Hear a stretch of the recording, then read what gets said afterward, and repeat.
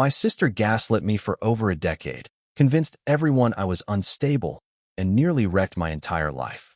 So I exposed her therapist, flipped her own tricks against her, and watched as her entire support system turned to ash, just like mine once did. I'm Daniel, 29. For most of my life, people thought I was moody, dramatic, even dangerous. That's because my sister, Emily, made sure of it.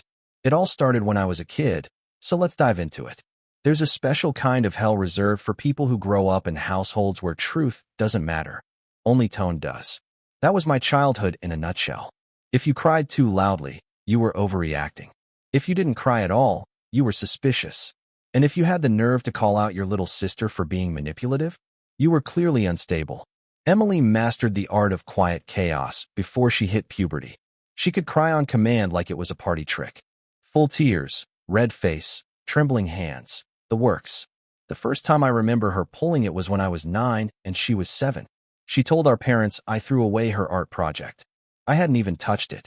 She started crying in the kitchen while I stood there confused and holding a juice box. My mom looked at me like I'd just drowned a puppy. "You need help, Daniel," she said. I still remember how calm Emily's face got the second I was sent to my room. Dry-eyed, like flipping a switch.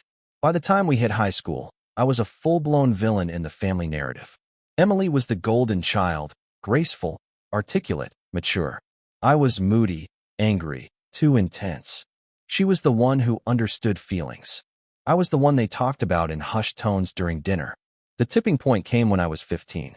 Emily told our parents I threatened to burn her journal. Not take it, not read it, burn it. A full psychotic break, apparently. I hadn't even seen the damn thing. She said it so calmly, so convincingly, that our mom started Googling child psychiatrists. I wasn't even asked if it was true, just booked for a check-in with a specialist. I refused to go, obviously, which only made me look worse. Family gatherings were a minefield. All it took was one offhand comment, and I'd be the cautionary tale again. One time, I joked about moving to Alaska just to get away from people, and Emily gave me this pitying look. "That's what he always says when he's about to spiral," she said, completely straight-faced. I wasn't spiraling. I just wanted to eat potato salad without being accused of plotting my own downfall. It didn't stop at home, either. Emily had this sick little hobby of quietly poisoning my friendships. I started losing friends in high school and couldn't figure out why. Turns out, Emily was having private chats with a few of them, just expressing concern, of course, telling them I had anger issues, that I'd been acting strange. One guy, Matt, stopped inviting me to things altogether. I found out years later that she told him I'd punched a wall in a fit of rage after a bad grade. That never happened, but it didn't matter. Emily said it did, and she said it with that sweet, pained voice that made people believe she was the one suffering. College gave me some distance, but the damage had been done. People already had a version of me in their heads. Unpredictable, intense, unstable. My relationships never lasted more than a few months. Claire, the longest one, ended when she said she couldn't handle the emotional whiplash. That phrase didn't come from her. I'd heard Emily say it before about me. I didn't even realize how deep the sabotage went until I got ghosted by a few coworkers after a company retreat. One minute we're sharing drinks and laughing. The next I'm alone in the cafeteria wondering if I said something wrong. I hadn't. But Emily had been texting one of them, Sophie, her childhood best friend, who just happened to work at the same firm. "He's under so much pressure," she told her. "I'm scared he might snap." I hadn't talked to Emily in weeks. But here's the worst part. I started to believe it. Not the specifics, but the weight of it all.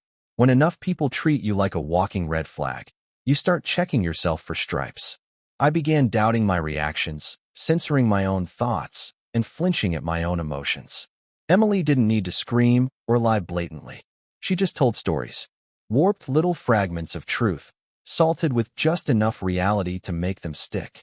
And she always played the concerned sister. That was the real mindfuck. She didn't hate me, not openly. She loved me, but worried about me. That line got her sympathy every time. So yeah, by the time I hit 29, most people in my life had a version of me that Emily sculpted over 2 decades. Unreliable, volatile, sad, and honestly, I was tired of it. But I wasn't crazy, and I sure as hell wasn't finished. Things really went off the rails after college. I thought adulthood would put distance between me and Emily's smear campaigns, but no, she just got better at them. More sophisticated, sneakier. A masterclass in character assassination wrapped in soft concern and Pinterest quotes about mental health. The first sign was subtle. I noticed a shift at work. People I'd gotten along with started pulling back. One coworker stopped inviting me to Friday happy hours. Another gave me weird looks anytime I mentioned being stressed. I shrugged it off at first. Office politics, maybe. Then I overheard Sophie. Yes, that's Sophie, Emily's best friend since braces. Mentioned something to our boss in passing. He's dealing with a lot emotionally, I think.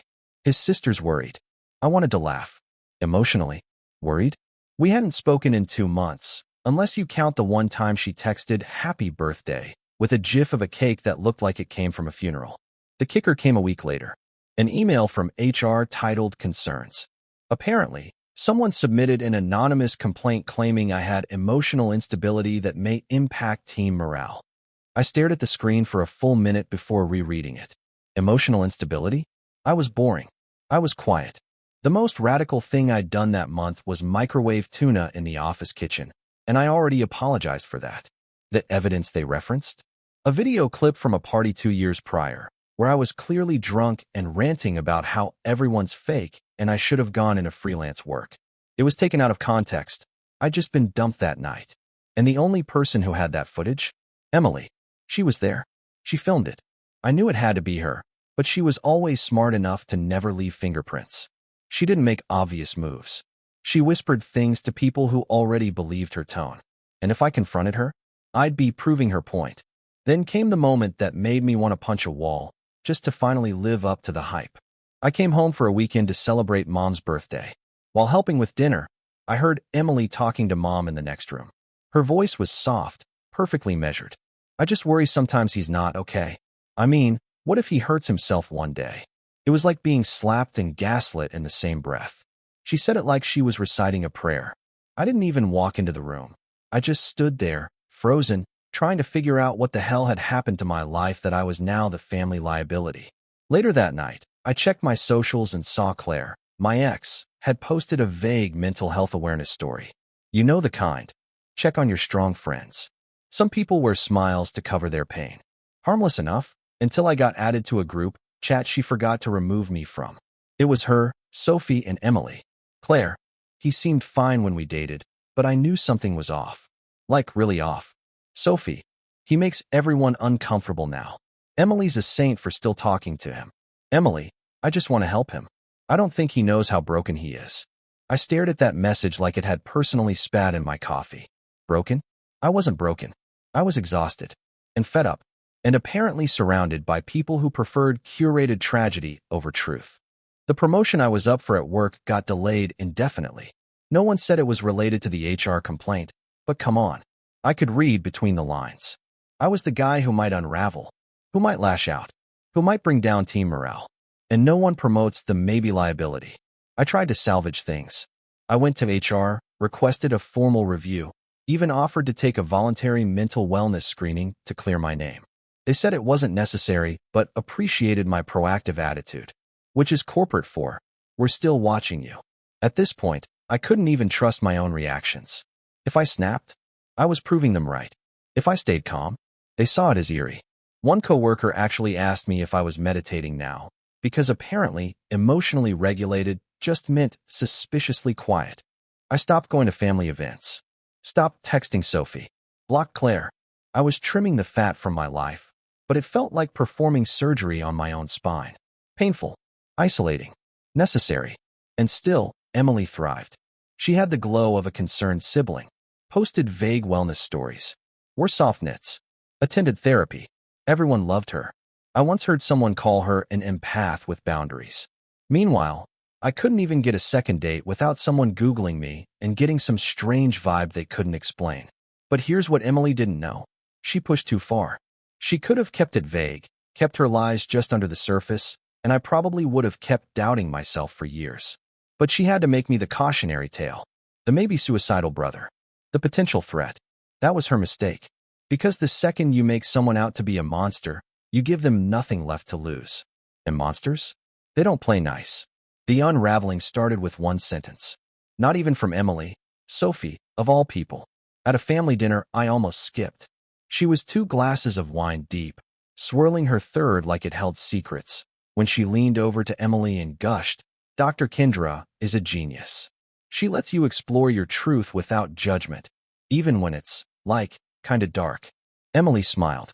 That smug, closed-lip smile she always used when she knew something no one else did. I didn't react. Just chewed my dry-ass chicken and nodded like I wasn't mentally filing that name like a man on trial. Dr. Kendra, Emily's therapist, her personal truth coach. Now, I don't make a habit of stalking therapists. But when your sister's been slowly setting fire to your life for over a decade and someone is handing her the matches professionally, you start asking questions. First stop, online reviews. Yelp, psychology boards. A few glowing 5 stars, but then I hit gold, or more like mold. A 1-star rant from a furious ex-husband of a former patient. Kendra completely blurred the line between therapy and friendship. My ex-wife became obsessed with owning her truth, even when it meant rewriting history. Kendra supported every delusion and made it worse. She leaked details of our divorce to mutual friends by accident. That was the first crack. Digging deeper, I found a disciplinary notice from about 6 years ago. Nothing criminal, but enough to raise both eyebrows. The board cited inappropriate disclosure of confidential session details in support of client-centered storytelling. Basically, she was bending rules to let patients find their truth, even if it meant dragging others without their knowledge or consent. Sounded familiar. Next, I posted a bait thread on a mental health forum using a burner. I posed as someone dating a narcissist, wondering if my girlfriend's therapist might be enabling the behavior. I kept it vague, but loaded with the same manipulative patterns I saw in Emily. Lo and behold, Dr. Kendra popped up under a pseudonym. Same writing style, same phrasing as her Yelp replies. She responded with advice. Long paragraphs of it. And some of it matched exactly what Emily had said to me years earlier, almost word for word. That confirmed it. Now here's where it gets insane. Kendra had a private podcast, hidden behind a fake name and cheesy branding, something like Mind Garden, Healing Through Narrative. It had less than 500 followers, but I listened anyway. Every episode was supposedly inspired by real client work, anonymized for confidentiality. Sure, by episode 4, I was hearing my life. Not just in tone, but in content. She described a brilliant, articulate young woman gaslit by a jealous sibling her whole life, who only found her voice through a safe therapeutic space. Said the brother used to threaten her journal and had outbursts of rage as a teen.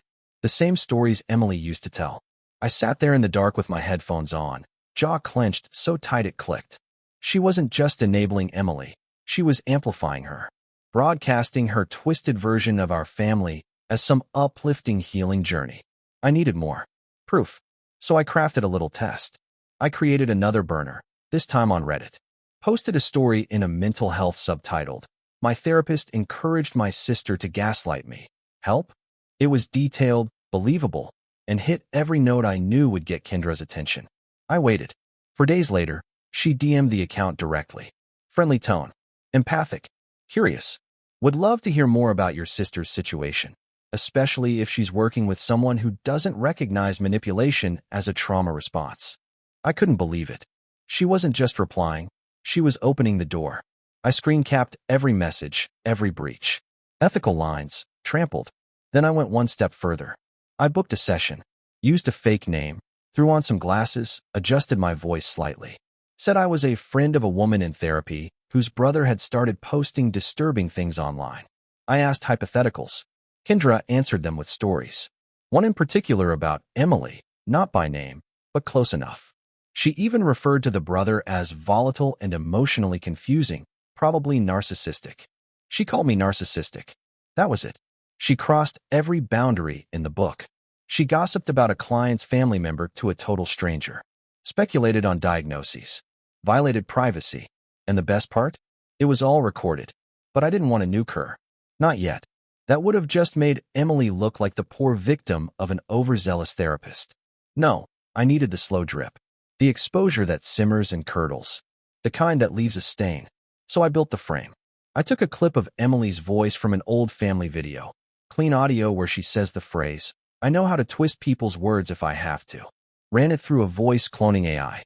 Made her say, "Yeah, I basically just manipulated my therapist into backing up my side. She buys anything if you say it's sad enough." Then I planted it. Posted it anonymously as a response under one of Kendra's podcast episodes.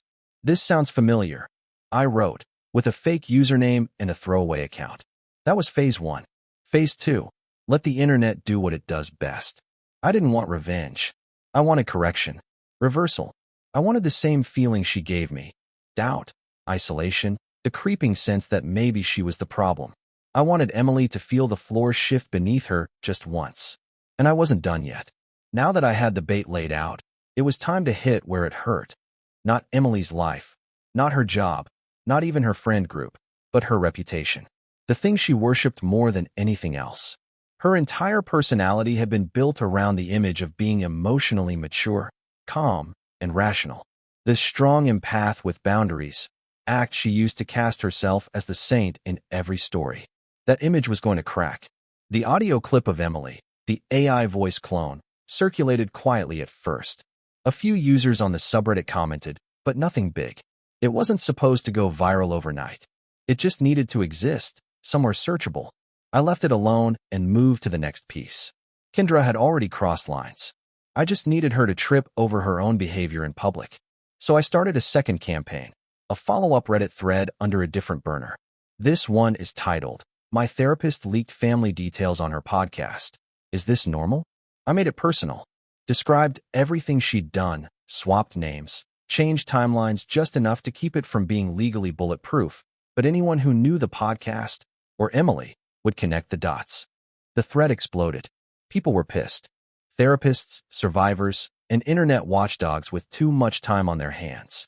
It didn't take long before someone posted a voice comparison between the podcast episode and the AI clip I'd planted. Debate ensued. Is this her real voice? Why would a therapist post this? Is this legal? Then I got bold. I released the DMs, screenshots of Kendra's messages to the fake Reddit account. The private session audio, slightly edited for anonymity, but clear enough to show Kendra was gossiping about her clients' families.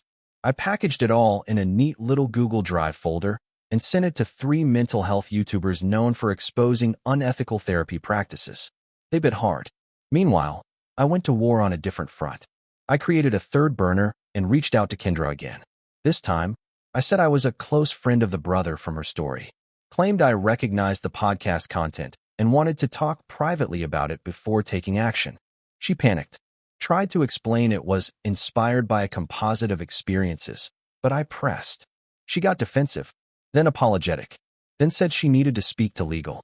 Perfect. While she spiraled, I triggered phase 3, the cleanup on Emily's side.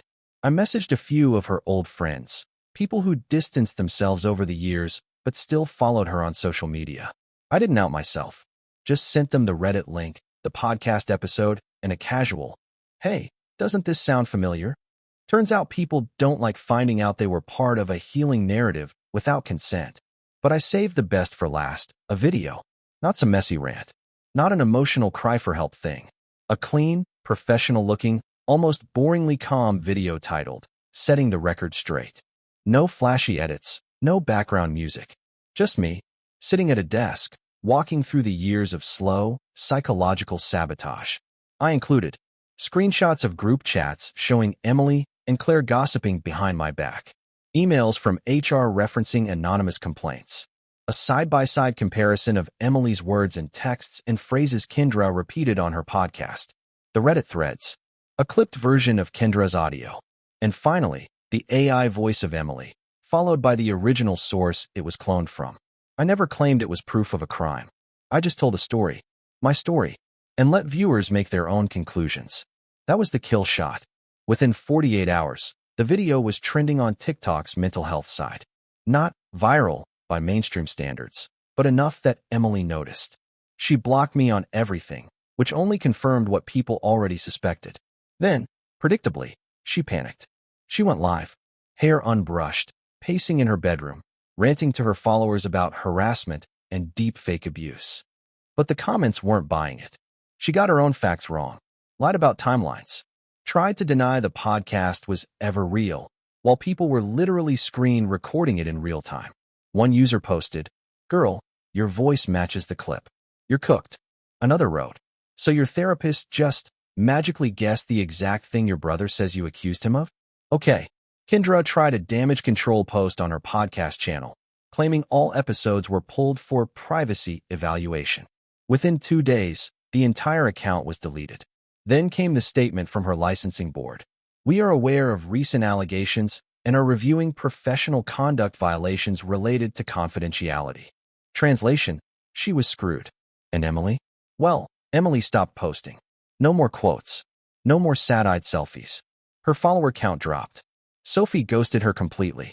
Claire, in a last-ditch effort to save face, posted one of those "we all make mistakes, let's heal together" stories, but people weren't in the mood. Some of Emily's old friends started following me again. One sent a DM just saying, "I'm sorry. I didn't know." A few coworkers reached out privately. One even admitted, "We thought you were a little off for a while, but honestly, you handled this like a genius." I didn't respond to most of them. I wasn't interested in being their redemption arc. I just wanted peace. But I wasn't done quite yet. Because Emily still had one more trick up her sleeve, and I knew she wasn't going down without making one last mess. Emily's unraveling didn't happen in a blaze. It was slow, glitchy, like a corrupted file trying to play on repeat. First came silence, then denial, then panic. When her Instagram went private, I knew she was cornered. Not because she was ashamed. Emily doesn't do shame, but because she couldn't control the story anymore. She couldn't message everyone fast enough. Couldn't spin the facts before the facts spun her. The AI audio clip had been reposted, dissected, memed, and matched to her voice by a dozen online sleuths. There was an entire thread where people compared her old YouTube makeup tutorials to the tone of the confession. Spoiler alert, same cadence, same pauses. When asked directly whether the voice was hers, she posted the golden phrase of every guilty person in denial. "Even if it sounds like me, that doesn't mean it is me." That reply alone got over 2,000 laughing reactions and a top comment. This is what gaslighting sounds like in HD. Meanwhile, TikTok therapists, real ones this time, started stitching clips of her story with titles like "When Your Therapist Becomes Your PR Team" and "Let's Talk About Pathological Lying with a Sister Twist." One guy did a full body language breakdown of Emily's Instagram live, pausing frame by frame to show how her eye movements contradicted her words. It was brutal and kind of hilarious, but Emily still had one more performance in her. She tried a second live. Hair curled, makeup back on, wearing a soft lavender sweater, the damage control outfit of choice. She smiled with that same fake composure I grew up with and said, "I've been deeply hurt by false accusations made by someone I once loved. This is a form of cyberbullying, and I won't let it define me." Then, because she truly couldn't help herself, she said, "I've always supported my brother's mental health, even when he lashed out. I tried to get him help." Boom. Comments exploded. "Girl, the therapist broke HIPAA for your gossip train. Wait, I thought you said he was never your brother?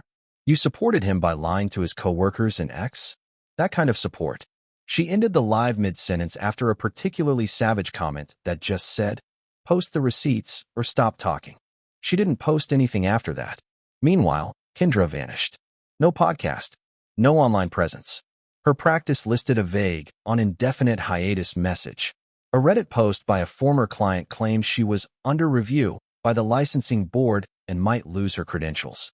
Turns out, oversharing isn't just unethical. It's career-ending when someone finally holds up a mirror.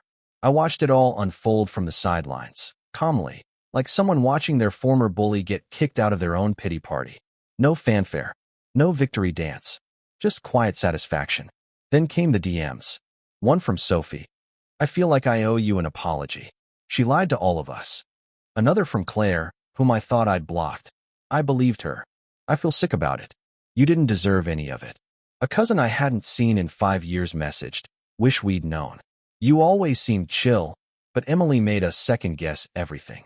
Even our mom texted me, short, hesitant. Did Emily really do all that? That one hit weirdly hard.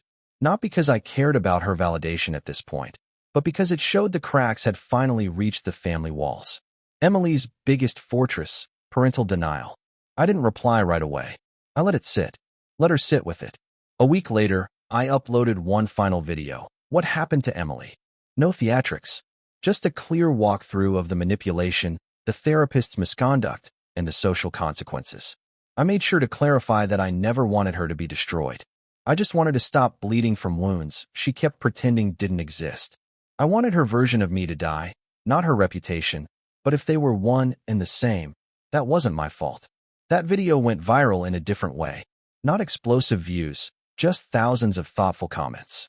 People sharing their own Emily stories. Others are thanking me for showing how quiet character assassins operate. It was cathartic. For them. For me. For the internet trolls who needed new material. Emily didn't respond publicly again, but I heard through a distant relative that she'd moved cities. Started fresh. Said she needed space from toxic family members. Of course she did. Now people pause before they believe her version of events. Friends hesitate. Coworkers Google her. She's radioactive in the exact way she once made me. She always said I was unstable. Turns out I was just patient, quiet, watching. And eventually, I told the truth louder than she told her lie. It wasn't revenge. Not really. It was the reset button she never saw coming.